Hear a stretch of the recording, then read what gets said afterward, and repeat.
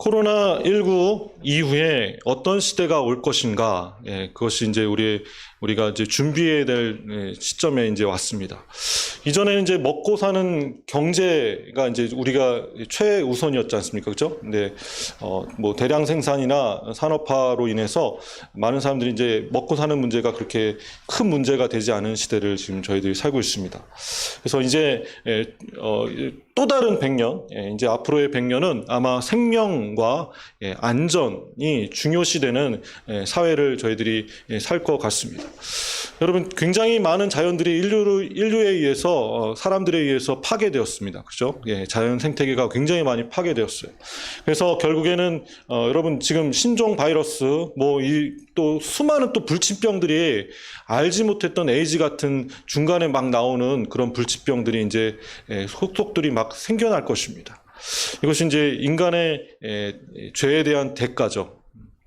여러분, 이 수많은 불치병들과 바이러스들이 계속 창궐하는 그 시대를 저희들이 이제 앞으로 100년 동안 살게 될 것입니다.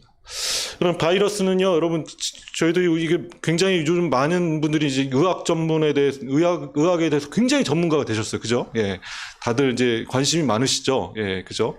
그래서 바이러스를 제가 또 이렇게 연구한 여러 강연들이나 그런 것들을 보니까 바이러스가 생존하기 위해서 스스로 이렇게 진화하고 변화한다는 얘기를 제가 들었어요. 그죠? 계속 바이러스는 어떻게 한다고요?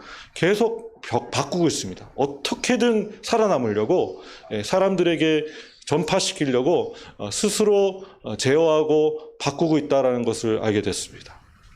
여러분, 이게 이제 백신이 개발되고 치료제가 개발된다 해도 2, 3년 후에 다시 또 신종 바이러스가 또 나올 거예요. 그죠? 또다시 이런 일이 벌어질 것이고, 또 백신 개발하는데 굉장히 시간이 소요될 것이고, 굉장히 또 이번에 이 바이러스를 경험하면서 전 세계가 이제 새롭게 깨달은 것이 뭐냐면, 바이러스가 완치가 돼도 다시 재발할 확률이 있다는 것이죠. 그죠? 보통 우리가 어떤 병에 걸리면 항체가 생겨가지고 또다시 그 병에 걸리지 않는다라는 게 이제 상식이었는데, 이제는 어떤 일이 벌어지냐면 완치가 돼도 그 안에 잠재된 바이러스가 있다 없다? 있다라는 것을 이제 알게 됐어요. 그래서 언제든지 이 바이러스가 환경만 맞다면, 생존 환경만 맞다면 다시 창궐하는, 이 몸속에 다시 활동을 시작하는. 그래서 여러분, 완치가 돼도 다시 바이러스에 감염되는 일이 벌어지고 있죠. 그래서 이게 지금 끝난 게 아닙니다. 그래서 이제 어떤 학자들은 이게 에이즈 바이러스와 이 지금 코로나19 바이러스와 굉장히 유사점이 많다라고 이렇게 많은 학자들이 얘기하고, 여러분, 에이즈 바이러스가 그럼 완치가 됩니까? 완치가 되지 않지 않습니까? 증세는 완화시킬 수 있지만, 감염력도 있고, 그리고 완치가 되지 않고, 평생 동안 죽는 그 순간까지 에이즈 바이러스를 품고 살아야 되는 상황이 벌어지잖아요. 이 코로나19 바이러스도, 한번 걸린 사람들은요, 계속 죽을 때까지 어느 몸 한 구석에 바이러스를 가지고 있는 채로 계속 살아야 되는 상황이 벌어진 겁니다. 그죠? 언제 그게 또 나올지 모르는 상황이 벌어진 것이죠. 사랑하는 성도 여러분, 이제는 이전의 습관들 다 좀 버리시고 새로운 습관들을 가지셔야 됩니다. 그죠? 그래서 창문이 없는 밀폐된 장소에 가지 마십시오, 이제. 그죠? 환기가 굉장히 중요합니다. 저희가 지금 창문이 있는데 창문을 다 열어놨어요, 일부러. 누가 지금 커튼을 좀 켜놨는데, 다 이제 오픈된 상태에서 지금 저희들이 예배를 드려야 됩니다. 창문이 있으면 어떻게 하신다고요? 다 열어 제치셔야 돼요. 밀폐된 장소에서는 절대 가시면 안 되고, 밀폐된 장소에 다수가 모이는 장소는 절대 가시면 안 됩니다. 장시간 동안 그런 곳에 있으면 감염된다, 안 감염된다? 감염될 수밖에 없다는 것. 그리고 또 여러분, 손을 열심히 씻으셔야겠죠? 손 씻는, 여러분 들어오실 때 손세탁제 다 사용하시고 들어오셔야 되고, 어디 만지시고 그럴 때 여러분 조심하셨으면 좋겠습니다. 그죠? 함께 이제 공용으로 쓰고 있는 장소이기 때문입니다. 그래서 여러분, 마스크도 여러분들 필수적으로 다 쓰셔야 되고, 또한 바이러스가 한번 이렇게 몸에 거쳐갔던 사람들은 항생제나 뭐 이런 그 약물 있죠. 이런 것들을 오용하면 안 됩니다. 이런 거 한번 잘못 먹었다가 어떻게 됩니까? 폭풍이 일어난다고 하지 않습니까? 한번 이렇게 잘못된 약물을 투여하면 바이러스가 막 밖으로 나올 수가 있는 상태이기 때문에 조심해야 됩니다. 그래서 면역력을 위해서 여러분 건강한 식습관을 가지셔야 되고, 또 규칙적인 운동을 통해서 여러분 건강을 계속 유지해야 될 줄 믿습니다. 여러분 이전에 모든 나쁜 습관들 다 버리십시오. 이제 새로운 습관으로 이 시대를, 앞으로의 100년을 살아야 될 줄 믿습니다. 오늘은 5월 둘째 주 어버이 주일입니다. 여러분 부모를 공경하라. 우리 다 이거 안 다신 분들이 있네요. 예, 꽃 다 다셨죠? 또 집사님이 준비하셨는데 밤새 이렇게 준비해 주셔가지고 이렇게 예쁜 꽃사지를 생화입니다. 예, 생화를 다 하셨습니다. 그죠? 예, 이 부모를 공경하라라는 그 계명, 10계명의 5번째 계명 아닙니까? 여러분 이 공경이라는 의미는 무겁게 대하라는 뜻입니다. 예, 무겁게 대하라. 누구를 대할 때 여러분 무겁게 대하라는 것이죠. 그리고 또 그 공경이라는 그 단어의 의미는 섬기라는 것입니다. 예, 성경에는 이렇게 부모를 공경하라. 근데 다른 계명들은 이 계명에 대한 약속, 축복에 대해서는 약속이 없어요. 근데 이 계명에는 약속이 있습니다. 받을 축복에 대해서 기록되었습니다. 출애굽기 20장 12절 말씀을 보니까 내 부모를 공경하라. 그리하면 너희 하나님 나 여호와가 내게 준 땅에서 내 생명이 길리라. 어떻게 한다고요? 내 생명이 길리라. 예. 신명기 5장 16절에도 동일하게 이렇게 기록되어 있습니다. 너는 너의 하나님 여호와의 명대로 내 부모를 공경하라. 그리하면 너의 하나님 여호와가 내게 준 땅에서 내 생명이 길고 복을 누리리라. 네. 여러분 건강의 비결이 뭐라고요? 예, 건강하시려면 어떻게 해야 되죠? 부모님 말씀을 잘 들으셔야 될 줄 믿습니다. 아멘. 예. 오늘 에베소서 6장 1절부터 3절 말씀에도 같이 한번 좀 큰 소리로 읽도록 하겠습니다. 함께 읽겠습니다. 시작. 자녀들아 주 안에서 너희 부모에게 순종하라. 이것이 옳으니라. 내 하나님 아버지와 어머니를 공경하라. 이것은 약속에 있는 첫 계명이니 뒤로서 자가 잘 되고 땅에서 장수하리라. 예, 신약 성경에도 주 안에서 너희 부모에게 순종하라. 주님보다 더 순종하면 안 되고 주님을 순종하듯이 우리가 부모를 순종해야 된다라고 성경 기록해 있죠. 그러면 어떤 약속이 있다고요? 내가 잘 되고 이 땅에서 잘 되고 땅에서 장수하리라. 많은 의학자들이 이렇게 부모가 장수하면 그 자녀가 장수할 확률이 높다. 그죠? 부모를 열심히 우리가 장수하실 수 있도록 잘 섬기면 어떻게 된다고요? 나도 장수할 가능성이 높다. 예. 아멘.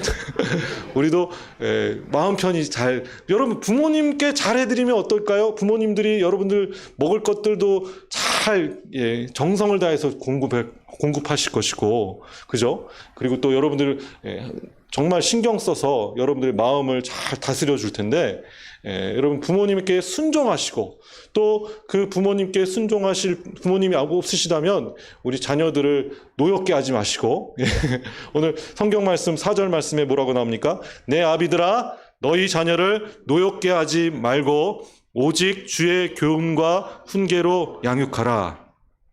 부모가 해야 될 일이죠. 그죠? 노엽게 하지 말고 분노하게 하지 말고 그리고 말씀으로 잘 양육해라. 믿으십니까? 예. 여러분 오늘 그런 가정 되었으면 좋겠습니다. 우리 5월은 가정의 달이죠. 예, 가정의 달을 맞이해서 저희들이 오늘 예수님의 기적에 대해서 함께 나누면서 가정이 회복되어지는 역사 일어나시기를 주님으로 축원합니다. 아멘. 요한복음에는 예수님의 7가지 기적이 나오고 있습니다. 여러분 지난주에 저희들이 첫 번째 기적과 두 번째 기적을 함께 나눴어요. 첫 번째 기적은 뭐였죠?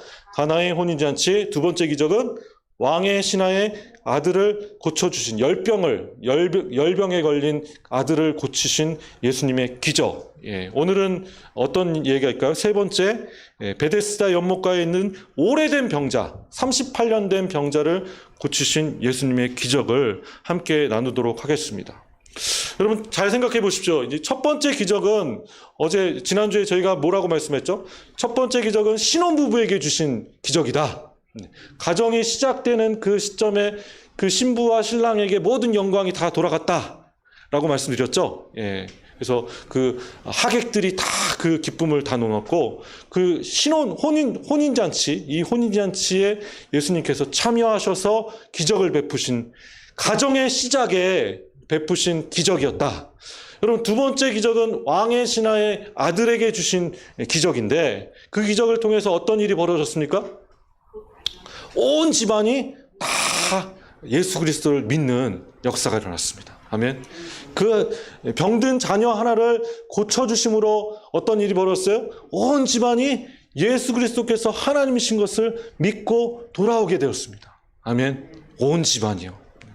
여러분 신혼부부에게 주셨던 기적이었고 두 번째는 병든 자녀에게 주신 기적이었고 그죠?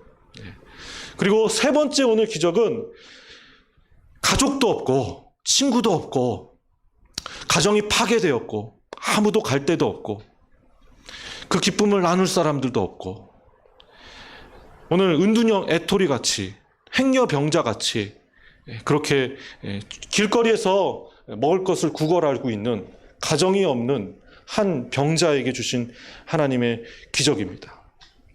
여러분 이 기적의 역사를 통해서 여러분 주변에 그런 사람들이 있는지 우리가 되돌아봐야 될 줄 믿습니다. 아멘.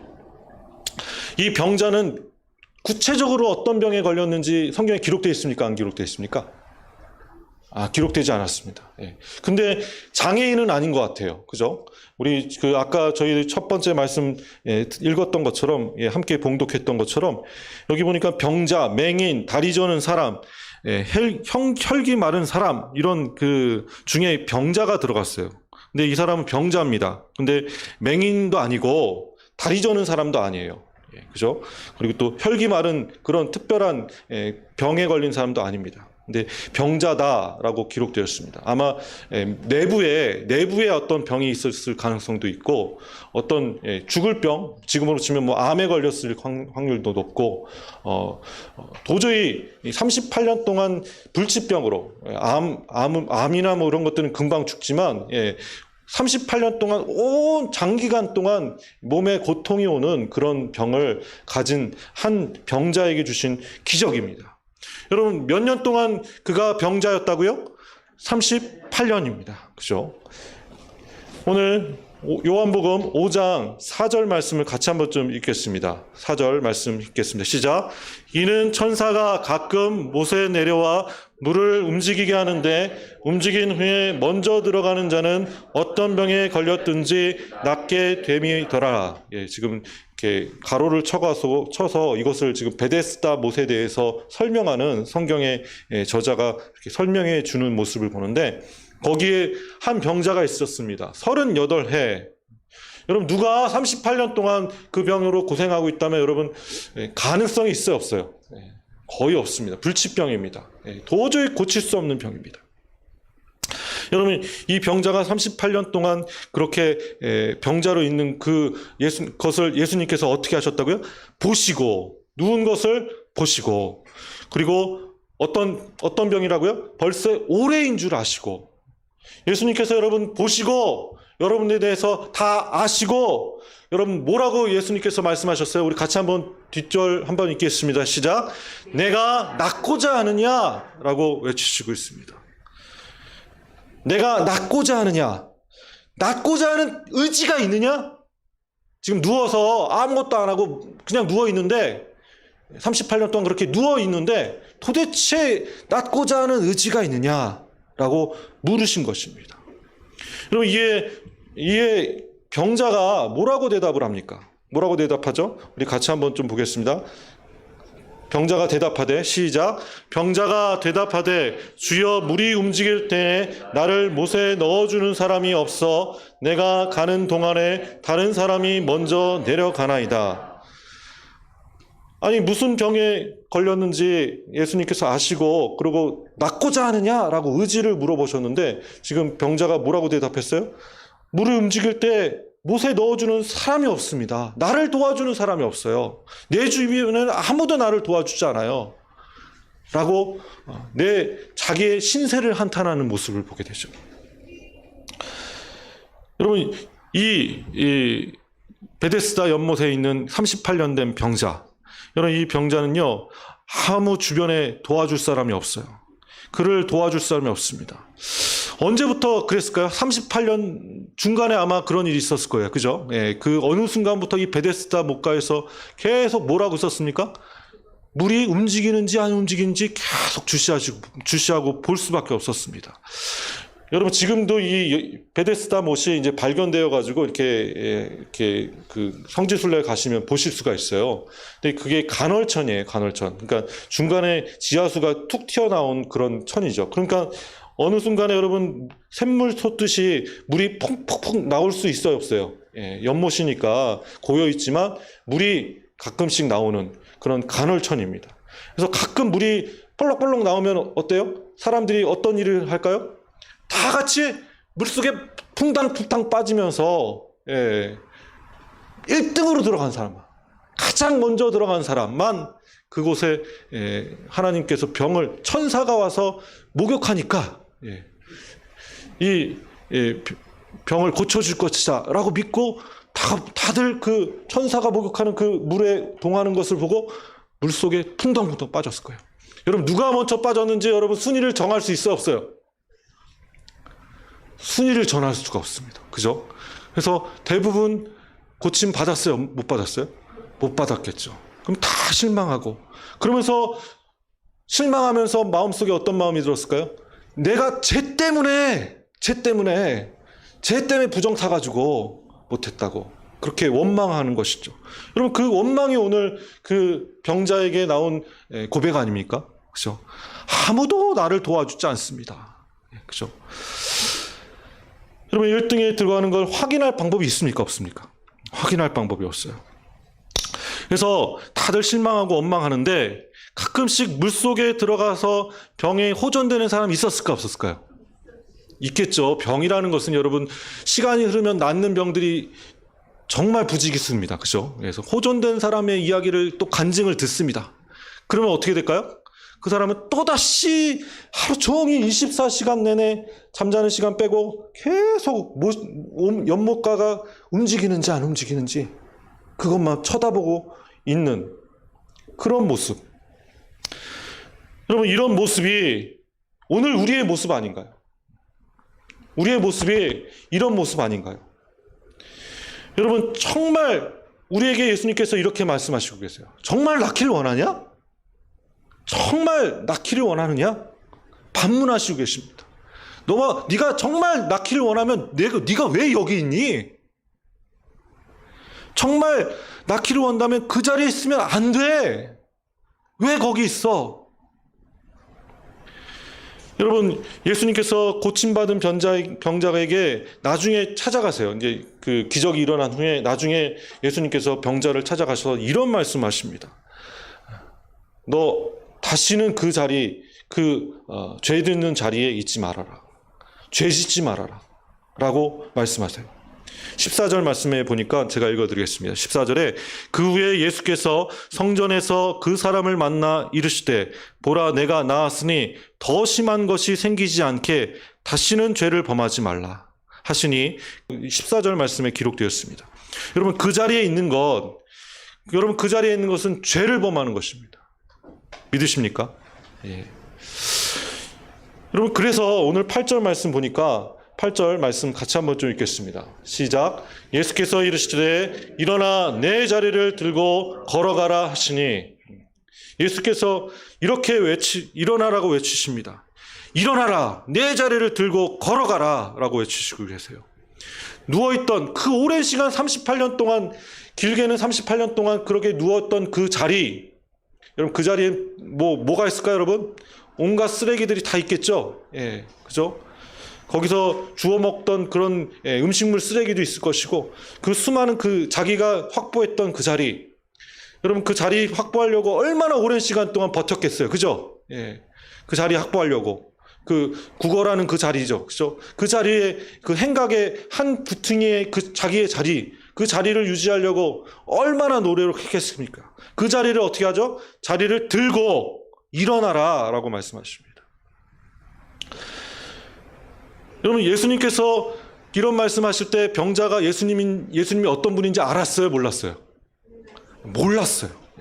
근데 누군가 와서 일어나라라고 하는 그 말씀을 듣고 하나님 명령으로 듣고 이게 하나님 주신 말씀이구나라고 듣고 일어나 걸었습니다. 믿으십니까?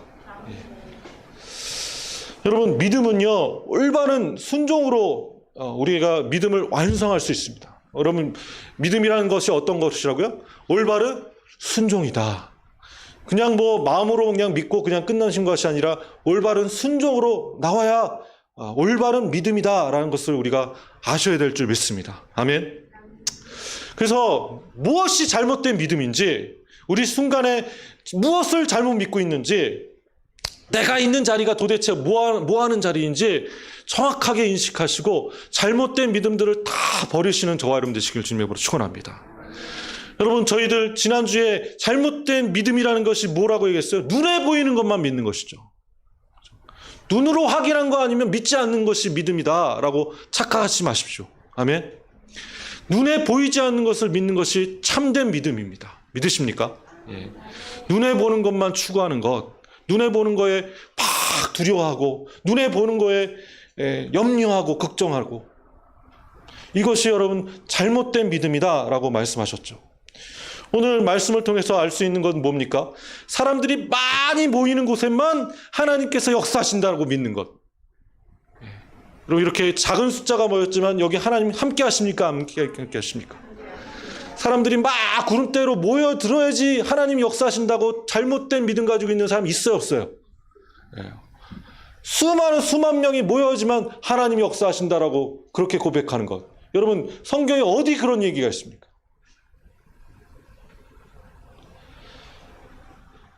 또한 잘못된 믿음은요, 계속 포기하지 말고 끝까지 열심히 기도하라 라고 하면서 되지도 않은 일을 반복해서 계속 하게 하는 것.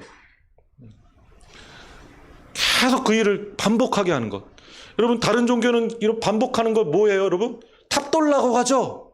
예, 탑돌라 그러고, 어떤 사람들은 하루에 10시간씩 소리내서 기도해야 된다 그러고, 코란이라는 이런 것들 막 외치게 하고, 하루에 3번 꼭 절해야 된다 그러고, 그래야지 하나님께서 마음을 감동하셔서 우리에게 기적을 베푸실 거라고.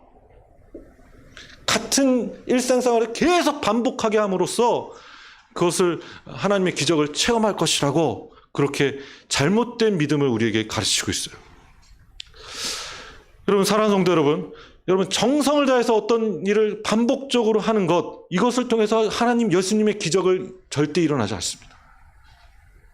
믿으십니까? 예. 그랬으면 여러분 38년 된 병자는 일어났어야죠, 일찍이. 그죠? 또한 많은 사람들이 모여서 함께 믿음으로 아멘 외치고 막 소리 질러서 막 그렇게 기도한다 그러면 하나님 들어주실 것 같습니까? 절대 그러지 않습니다. 또 눈에 보이는 표적과 기사를 추구하는 그런 잘못된 믿음을 가진 사람들은 절대 하나님의 기적이 일어나지 않습니다. 그러면 그렇다고 여러분 예수님의 기적을 포기해야 됩니까? 아니죠. 여러분 잘못된 믿음을 다 고치시고, 여러분 어떻게 예수님의 기적을 체험할 수 있어요? 여러분 그 비결을, 오늘 방법은 이런 방법입니다. 당장 실천할 수 있는 하나님의 작은 명령에 순종함으로 여러분 예수님의 기적이 일어날 줄 믿습니다. 성경 말씀을 아침에 읽으시면서 내가 하나님 주신 나에게 작은 행동이 이거구나 라고 깨달으시고, 오늘 그 작은 행동을 실천에 옮기셔서 그 예수님의 기적을 다 체험하시는 저와 여러분 되시기 원합니다. 아멘. 여러분, 첫 번째 가나의 혼인잔치의 기적은 어떻게 일어났어요? 종들에게 물 항아리에 물을 떠다 가득 채워가지고 갖다 떠주라. 이거 여러분 충분히 할 수 있어요, 없어요? 할 수 있는 행동이었어요. 그죠? 그러나 그 하는 것 여러분 쉬운 일이 아니래요. 쉽지 않습니다. 여러분, 맹물을 가다가 포도주라고 가서 사람들한테 나눠주는 거잖아요. 그죠? 예, 그 무슨 욕을 먹을 수도 있잖아요. 그죠? 예. 그런 상황에서 그런 작은 행동을 하라고 마리아가 예수님이 마리아를 통해서 말씀하시지 않았습니까? 그 행동을 했더니 어떻게 됐어요? 예수님의 기적이 일어났죠. 또 여러분, 두 번째 왕의 신하의 아들을 고치는 사건에 뭐라고 얘기하셨어요? 야, 네 아들이 나왔다. 집에 가라. 라고 하셨죠. 예수님께서.